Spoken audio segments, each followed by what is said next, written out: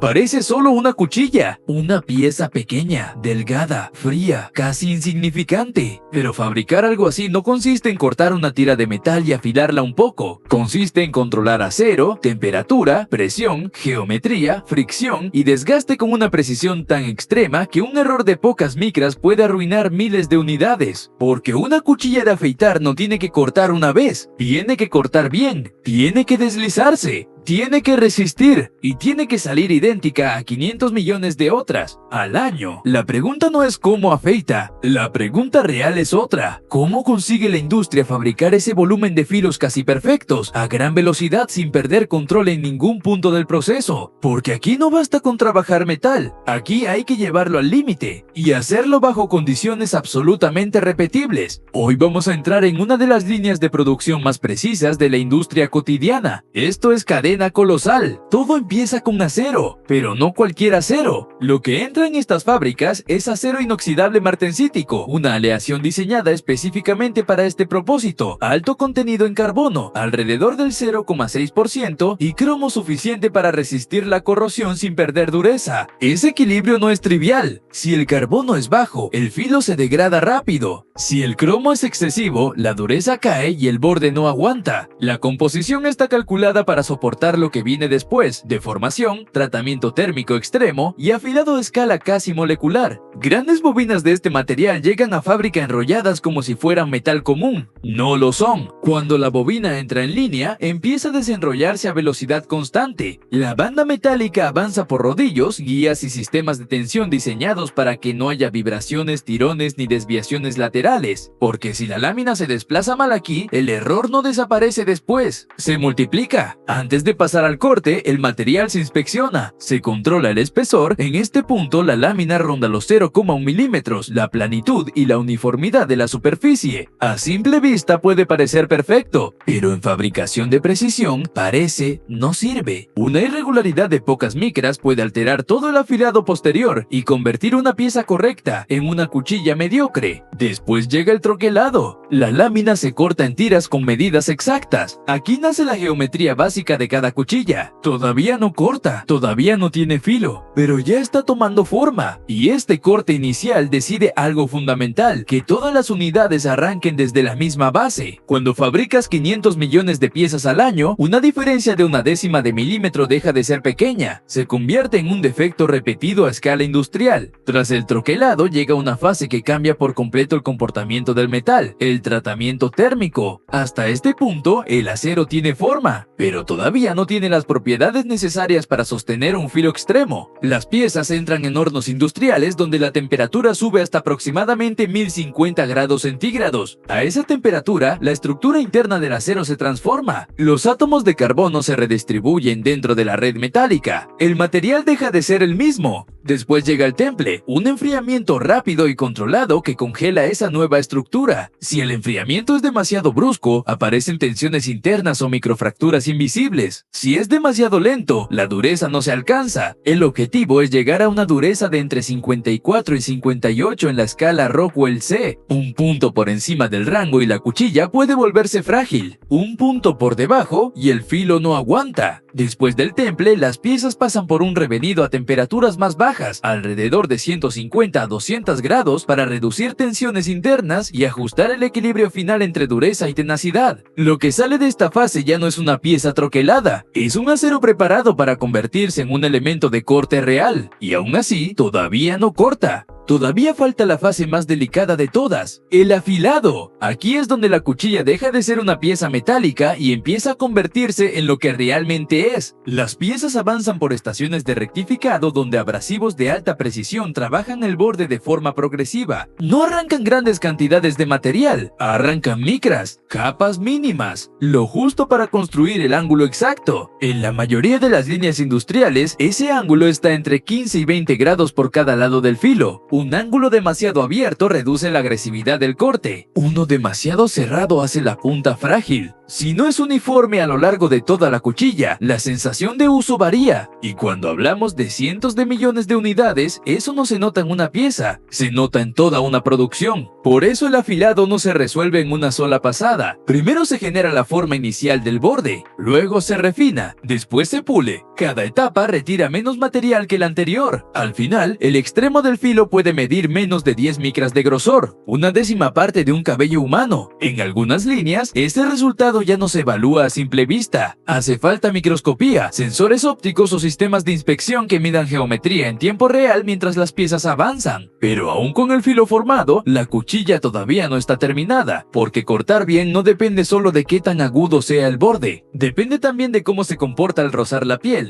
el pelo y la humedad. Y ahí entra una de las partes más sofisticadas del proceso, los recubrimientos. Muchas cuchillas reciben capas ultrafinas de politetrafluoroetileno, PTFE, conocido como teflón, aplicadas con precisión nanométrica sobre el filo. Otras líneas añaden capas de cromo, platino o carbono tipo diamante antes del PTFE. Cada capa tiene un propósito distinto: dureza, adherencia, reducción de fricción. Son capas casi invisibles al ojo, pero cambian completamente el rendimiento. La diferencia entre una cuchilla que raspa y una que se desliza no siempre está en el afilado. A veces está en una película de décimas de micra aplicada encima, y eso revela algo importante sobre este producto. La industria no está intentando fabricar solo algo que corte, está intentando fabricar algo que corte con control, que se deslice con consistencia y que mantenga ese rendimiento durante múltiples usos. Después de los recubrimientos llega la limpieza industrial. Puede parecer una fase menor, no lo es. Cualquier residuo, partícula suelta o contaminante microscópico puede comprometer el recubrimiento, alterar el filo o generar defectos en el ensamblaje siguiente. En este nivel de fabricación, limpiar no es terminar, es fabricar bien. Y después llega el filtro definitivo, el control de calidad. Aquí se separa una línea seria de una mediocre. No basta con mirar una cuchilla por encima, hay que verificar dimensiones, geometría del borde, integridad del recubrimiento y comportamiento mecánico. En las líneas más avanzadas, sistemas de visión artificial inspeccionan cada pieza a alta velocidad mientras avanza por la línea. Un porcentaje de la producción se somete también a ensayos físicos, resistencia al desgaste, uniformidad del filo, pruebas de corte en condiciones reales. Porque una cuchilla puede verse perfecta y fallar exactamente en lo que importa. Y lo que importa no es que se vea bien, es que funcione bien. Superada la inspección, llega el ensamblaje final. Si hablamos de cartuchos múltiples, la complejidad se multiplica. Ya no basta con tener una cuchilla bien hecha, hay que colocar 2, 3 o 5 hojas en posición exacta, mantener la separación precisa entre ellas, alinear cada filo al mismo ángulo, integrarlas con soportes plásticos, estructuras de pivote y cabezales diseñados para moverse sobre la piel con la presión correcta. Una cuchilla múltiple mal alineada en una décima de milímetro puede alterar el paso entre filos, aumentar la fricción y reducir la eficacia del producto completo. Cuando todo encaja, empieza el empaquetado. Miles de unidades se agrupan, se sellan y se preparan para distribución. Y es aquí donde el proceso vuelve a disfrazarse de algo simple, porque el resultado final cabe en la mano, pesa casi nada, parece barato, parece común. Pero dentro de esa pequeña pieza hay metalurgia de precisión, tratamiento térmico a más de 1000 grados, abrasión progresiva a escala micrométrica, recubrimientos funcionales de nanómetros de espesor, inspección automatizada y ensamblaje robotizado.